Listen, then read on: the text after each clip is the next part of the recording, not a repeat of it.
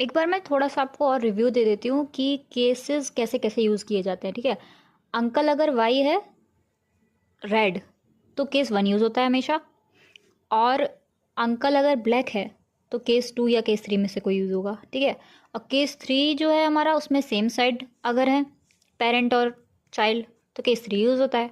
और केस 2 में अगर ऑपोजिट साइड है चाइल्ड और पेरेंट तो केस 2 यूज़ होता है। और उसके एक दो और सब केसेस हैं जो थोड़ा आसानी हो जाए इसलिए थोड़ा अच्छा सा रहता है कि रोटेशन हमें पता चल जाता है कि किस तरफ से करना है। और इसमें भी दो वही सब केसेस हैं सेम इसकी तरह। और जो हमारा केस 1 है वो सिर्फ रिकलरिंग का होता है, ठीक है, इसमें कोई रोटेशन नहीं होता है। केस 2 और केस 3 में रोटेशन होता है, ठीक है। अब हम यहाँ तक पहुँच चुके थे, हमने केस 2 यूज़ कर लिया था। और अब हम देखेंगे कि इसमें कौन सा यूज़ हो रहा है केस। तो ये हमारा रूट है, फिर ये चाइल्ड हैं, दो रेड हैं ये दोनों। और हमेशा हमें पता है कि दो रेड जैसे ही आ जाते हैं वैसे ही हमें केस यूज़ करना पड़ता है, क्योंकि दो रेड एक साथ नहीं हो सकते। ब्लैक रेड रेड, दो रेड साथ में नहीं हो सकते, ठीक है। रेड ब्लैक ट्री का ये रूल है। और अब देख रहे हैं कि सेम साइड पे पेरेंट चाइल्ड ग्रैंड पेरेंट सब सेम साइड पे हैं। तो सेम साइड पे हमें पता है कौन सा यूज़ करना है, केस 3 यूज़ करना है। और इसका जो वो है ना अंकल, वो नील ही है, यानी कि वो ब्लैक ही है। तो इसमें केस 2 या केस 3 में से ही कोई यूज़ होना था। तो हमें पता चल गया कि हाँ इसमें केस कौन सा यूज़ हो रहा है, थर्ड यूज़ हो रहा है, क्योंकि ये सेम साइड पे है।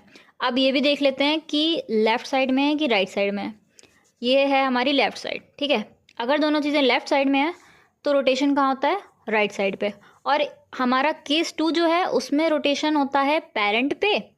देखो यहाँ से पेरेंट पे मैंने रोटेट किया था।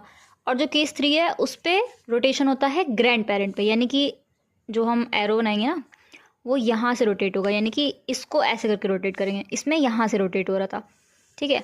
अब हम इसको राइट साइड पे यानी कि इधर साइड से इधर साइड मोड़ेंगे, ठीक है। अब इसको मोड़ेंगे तो कैसे आ जाएगा, 25 ऐसे आ जाएगा, 28 ऐसे ऐसे इधर आ जाएगा, और 5 जो है वो इधर आ जाएगा, ठीक है। और अब हमें और क्या देखना है कि इसमें रिकलरिंग का भी केस है। केस 2 में कोई रिकलरिंग का नहीं है, केस 3 में रिकलरिंग का है।